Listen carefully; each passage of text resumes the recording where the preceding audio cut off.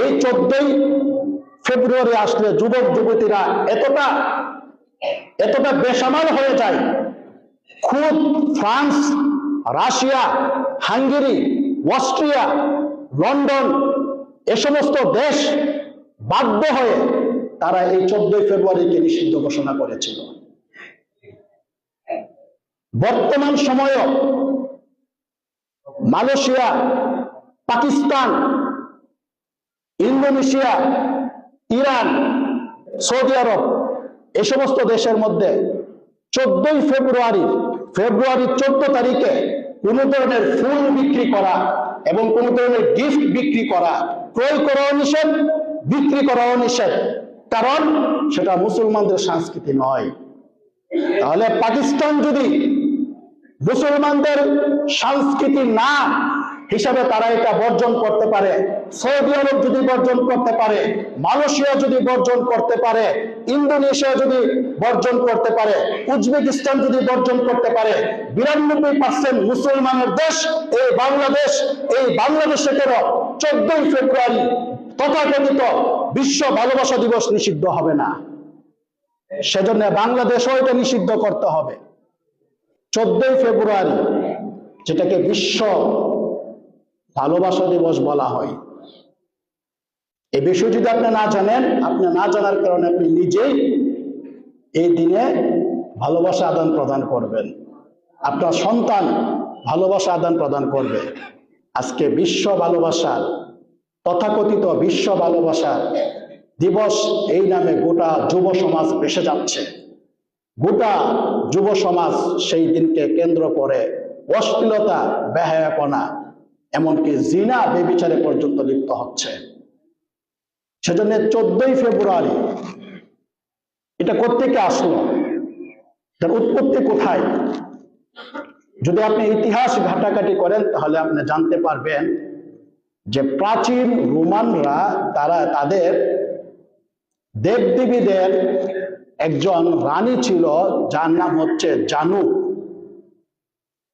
তারা প্রাচীন রোমানরা তখন মুশরিক ছিল, তাদের দেবদেবীদের যে রানী তার নাম জানু, যাকে ভালোবাসার প্রতীক মনে করা হয়, তার জন্ম তারিখ 14ই ফেব্রুয়ারি।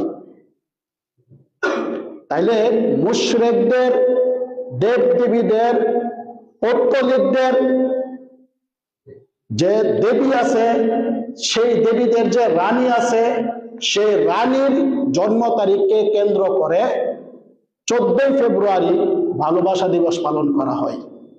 এবার আপনি বলেন, যারা 14ই ফেব্রুয়ারি আসলে যাদের অন্তরে ভালোবাসা উকিঝুঁকি দিয়ে ওঠে এবং সেদিন অশ্লীলতা এবং বেহায়াপনায় লিপ্ত হয় বা না হোক,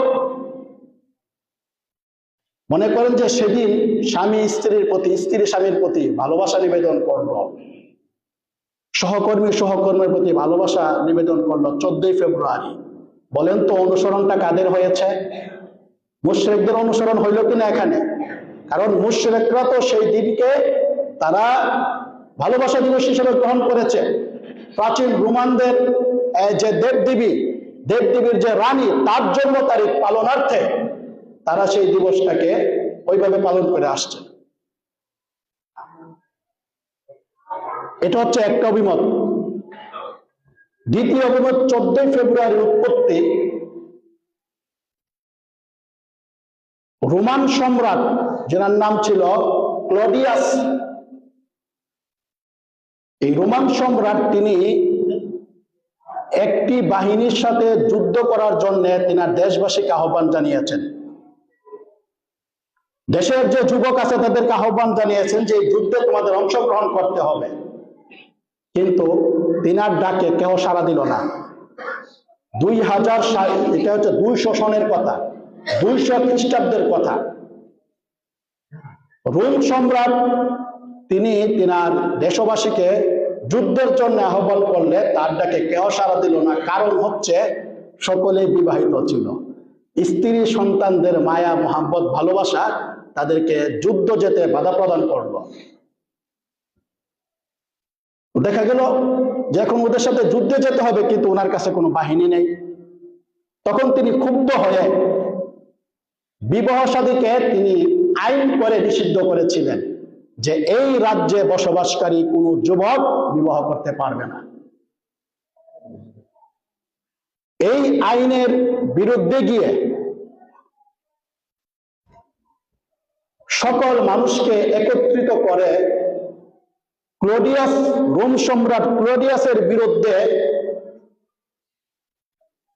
সকলকে একত্রিত করার একটা তৎপরতা চালিয়েছিলেন, যার নাম ছিল ভ্যালেন্টাইন। এই যুবক, এবং সে গোপনে গোপনে অনেক বিবাহ সে করিয়েছে।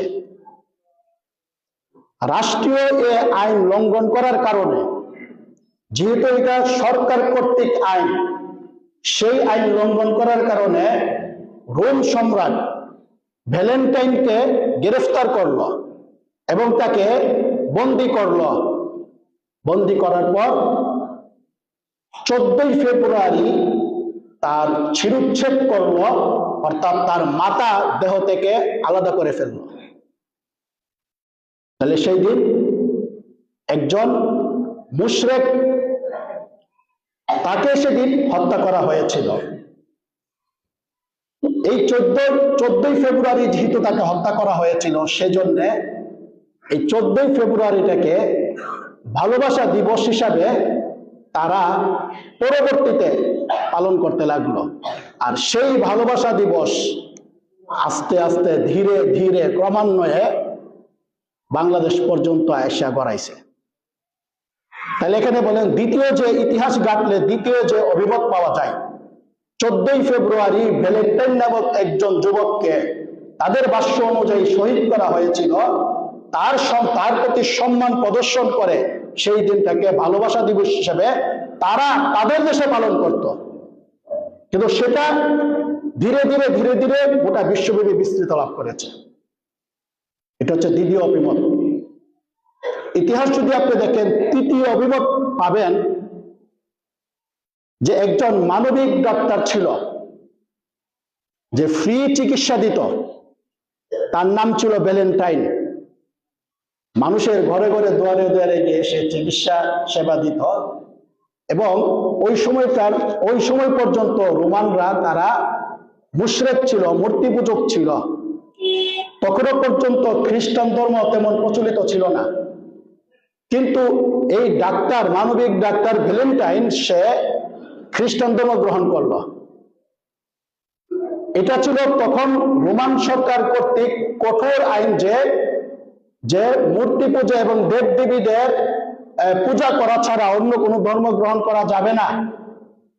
যেহেতু আইন সেটা ছিল, সেহেতু সেই দেশের মধ্যে খ্রিস্টান ধর্ম গ্রহণ করা একটা গুরুতর অপরাধ ছিল। খ্রিস্টান ধর্ম গ্রহণ করার কারণে ভ্যালেন্টাইন নামক সেই যুবককে রোমান সম্রাট তিনি তাকে গ্রেফতার করলেন। গ্রেফতার করার পর যে জেলখানাতে ওনারা রাখছেন, সেই কারারক্ষীর যার দায়িত্বে ভ্যালেন্টাইনকে রাখা হয়েছিল, তার একটা মেয়ে ছিল।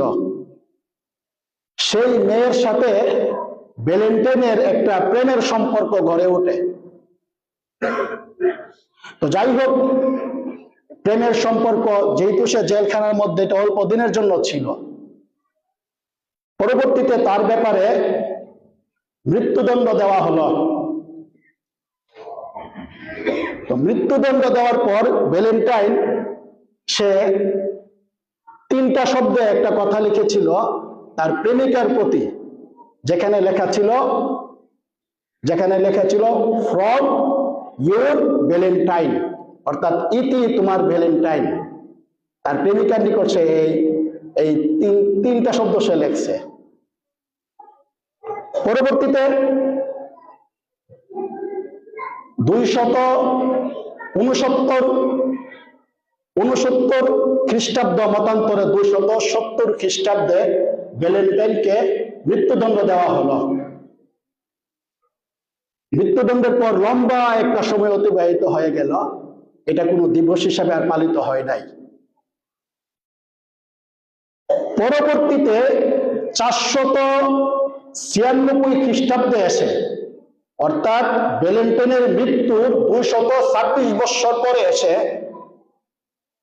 খ্রিস্টান পোপ, যার নাম জেলাসিউস, সে এই 14 ফেব্রুয়ারি, সে 14 ফেব্রুয়ারিটা ওই খ্রিস্টান ধর্ম গ্রহণ করার কারণে ভ্যালেন্টাইনকে যে ফাঁসি দেওয়া হয়েছিল, সেটাকে তারা ভ্যালেন্টাইনের প্রতি সম্মান প্রদর্শনের জন্য সেই 14 ফেব্রুয়ারি দিবসটা তাকে ফাঁসি দেওয়ার 226 বছর পর এসে তারা এটা পালন করতে লাগলো।